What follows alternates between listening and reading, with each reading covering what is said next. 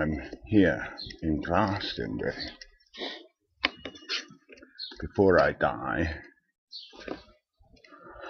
I decided to come back from dying in the streets of Bristol to have a look at this place where I did so very much of my finest work before I was brutally and repeatedly interrupted. Yes. At this point in history, it's very hard to imagine the vibe that was here in 1999, for example. There one felt as if one was swimming through LSD all day. But anyway, why did I leave town? I was suddenly evicted when I wasn't expecting it. All that summer, friends and authorities had failed to help me as they should have done. There's one of the men who's been looking after some of my stuff in his shed. Been a friend of Deborah Knight, who was looking after some of my stuff for me. My most valuable emergency survival kit, what was most valuable to me was taken into the keeping of Toby Foster. Well, let me just jump to this. Ever since I came to Glastonbury, I've gradually been realizing that, as I was told on the first day of arrival, this is in fact an open-air lunatic asylum where many people with different kinds of mental health conditions have over the years traditionally found some relief in using marijuana with each other and exploring unusual forms of therapy or enlightenment or education. Yeah, just fun for people who are already enjoying a productive, rewarding, healthy life. Yeah, fun. But massive unemployment, lack of employment for the majority of the citizens, a failure on the part of those who made a lot of money out of the drug culture that I built here, a failure on their part to feed that money into the community rather than simply enjoying a higher lifestyle than the rest of us. Yeah, I have done a great deal of very, very good work in this town. I've played many characters. I've used my education wisely. I've tried to achieve things without any notable event.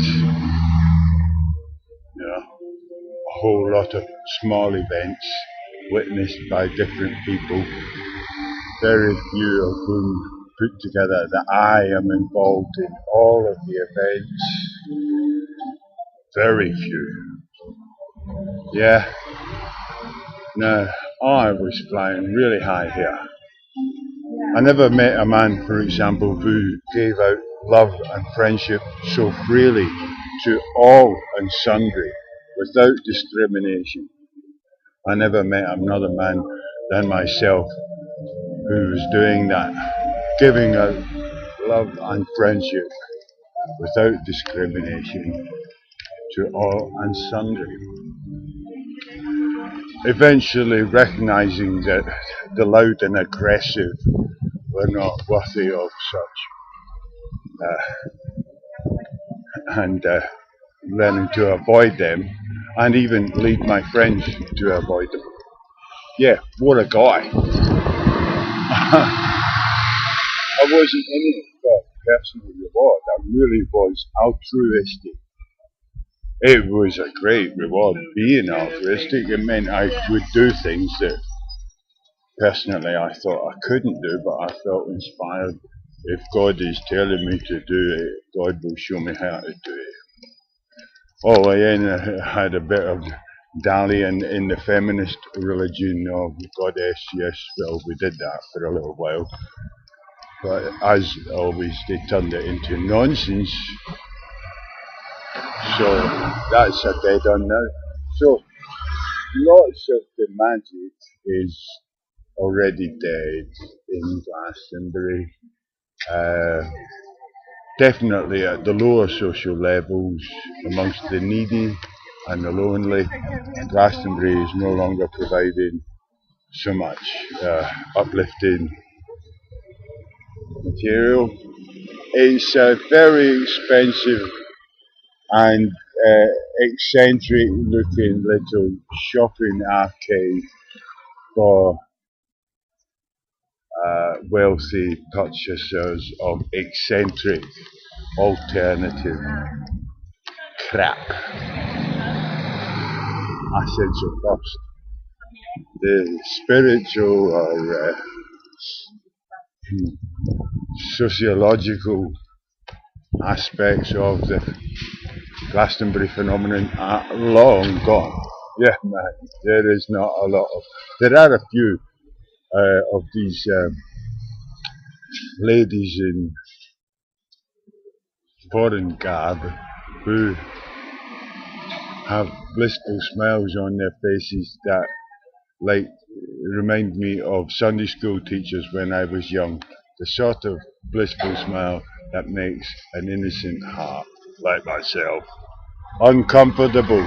Oh golly, have I been speaking too quietly? Anyway, this is what is happening at the moment. I'm in Glastonbury. All I know is God says, you are going to die, mate. Go and have a look at that. That was one of the major guttings of your life, Glastonbury. Why am I paranoid of it? Well, it was depicted to me by Pete, the heroin man, and Toby Foster and Amrit.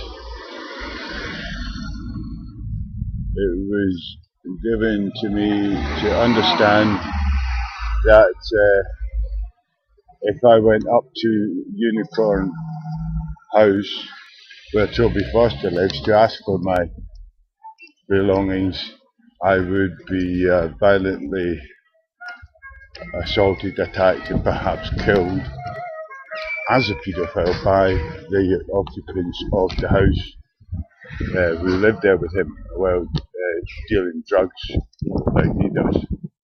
Yeah, but I think somehow these people were fooling me. I thought at the time it was with police assistance. I thought the police were in on wiping me out. Well, I should think since I arrived here last night, and despite all my attempts, I stand out as a sore thumb to anybody that has seen me in action. I think if the police wanted to do anything about me, they would have probably done it by now. So this is just telling you what's happening, which is I've come back here and looked at a place where at 2 points in my life, 1998, when Her Majesty's government rejected all my overtures about legalising cannabis, 1998, until 2001, I did a lot of work here, planting seeds of cannabis culture, what I consider to be the best benefits, social skills and humanitarian magic available to a clever user of cannabis. Yeah, And then I went off up to Scotland because of the trouble that had been launched for me in this town by MI6, using the deluded cannabis saint over there in the corner, wee Rob, and also perverting the goddess movement. Yeah, MI6 knackered the cannabis culture here. I didn't realise that because I was up in Scotland for 10 years having my battles with the law up there, which is slightly different. But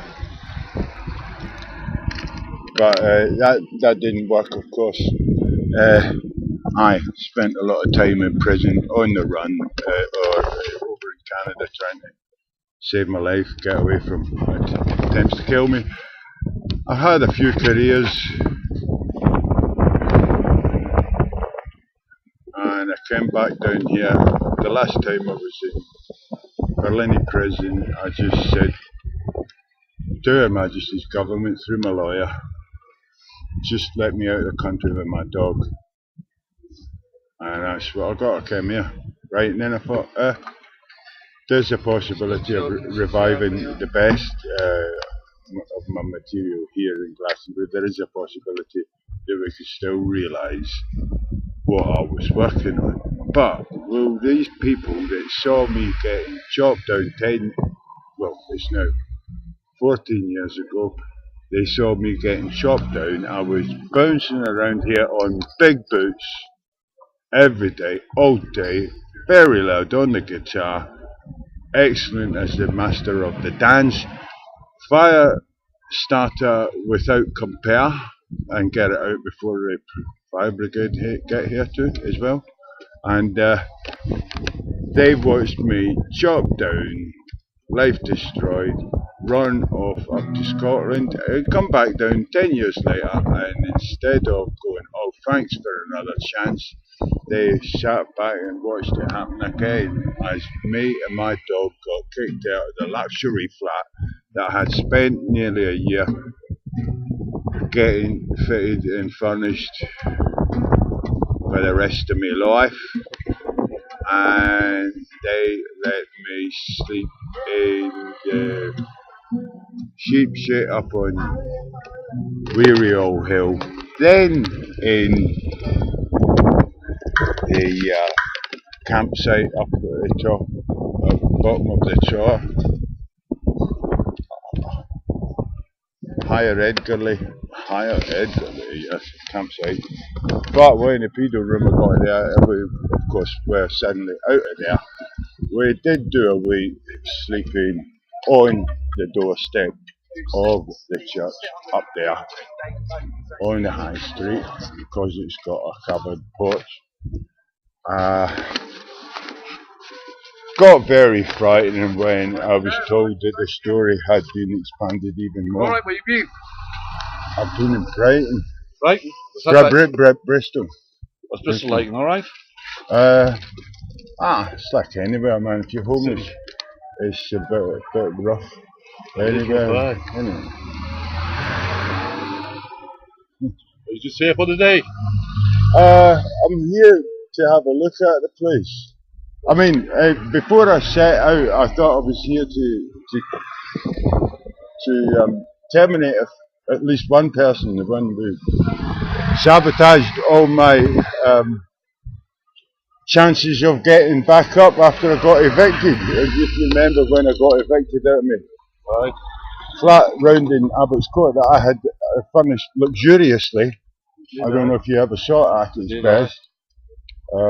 Luxury reclining sofas for up to 6 people, yeah, and took all the emergency kit, you know, like when you've got to run in a hurry, right, you grab all the most valuable things, right. and I left them up in Unicorn House with Toby Foster while I was sleeping up on Weary Old Hill, and then sleeping up at Higher Edgarly up at the bottom of the Tor, and then plagued by this rumour, initially started back in 2000 AD by the police, paedophile. This paedophile rumour, right? Which means don't even talk to him, don't go near him, don't sit next to him on the bench because he's going to get a kick. I had two violent men come out of here and come down, and it cost me just at the entrance to the bus turning circle, the car park at the Abbey. And Sean, one of Glastonbury's eccentric mental health cases, a guy that wears sort of 19th century clothing and carries around bags of onions and turnips for one animal that he's got. But having presented himself as a bench sharing friend for many months in that, and a co-cannabis conspirator, he allowed these other two guys to terrorise me, basically saying to me, don't, I think he turned around and said to me, I'm not involved. No, they can kick you to bits in front of me and I will do nothing. The guys were promising to rip me, open you up when we get you away from cameras. You know, that's it. Live in this town, watching your back, open you out. Aye, well, that was bad, that was naughty, that was rotten, jolly rotten. I'm going to go. Nobody helps, you know, nobody helps when you're down. Anyway, Toby Foster, I don't know whether I'm going to kill him or not, but if he is suddenly dead, it was me that done it. Man, does Toby Foster deserve it? No. What a man. He totally crippled my chances of getting on with my life. I had all my life's pictures. I had all my birth certificate, who's got that? My birth certificate, me. And all the other such documents. I don't get it off him. Aye, right. I'm just getting over in my head the idea that there's 4 or 5 of his fellow drug dealers in that house, Unicorn House, ready to kick my head in without a trial as soon as I show up at the door. But I think I'll be overcoming that worry at some point today, and I will be showing up there. And if it does go to come on top, I will terminate the boy, you know. But I won't do it instantaneously because I would do it cold-bloodedly in front of a camera because he really has made me suffer a lot. And I want him to know before I die just how much it has hurt me. I think that's fair that he should get to know how much he has hurt a human being. A very big human being, and made me live on the gutter in Bristol for nearly 2 years. Aye, tell him that if he values his life, get my stuff back to me today. Come and get me with it. Don't wait for me to come and look for him. If he wants to live, that is, Toby Foster, up at Unicorn House, Spiritual Guidance Centre, and drug dealer den.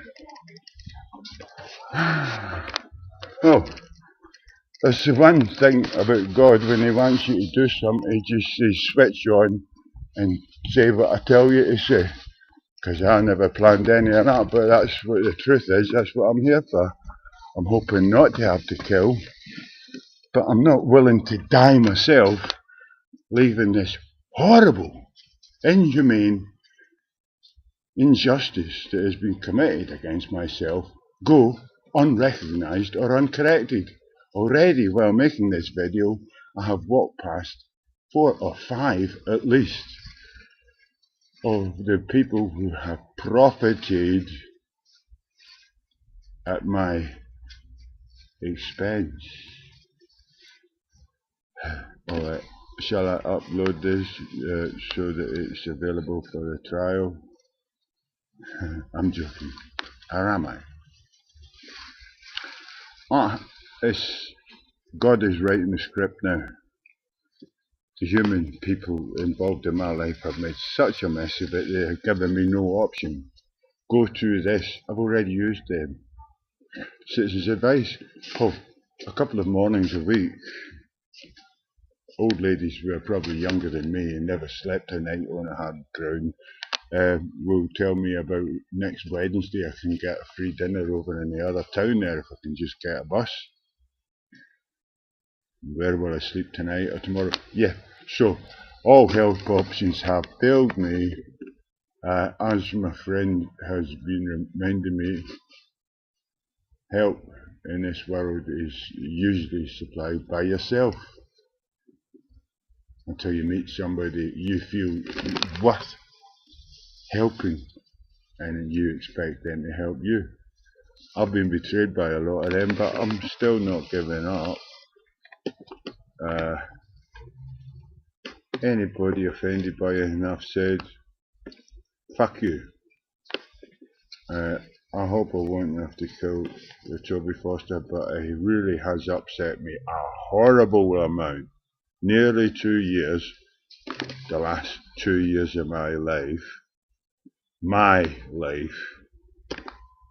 he's got all the evidence of who I am and all my toys that I managed to keep through so many robberies. He's playing with them or selling them for his drug abuse. Judgment Day. Punk, do you feel guilty?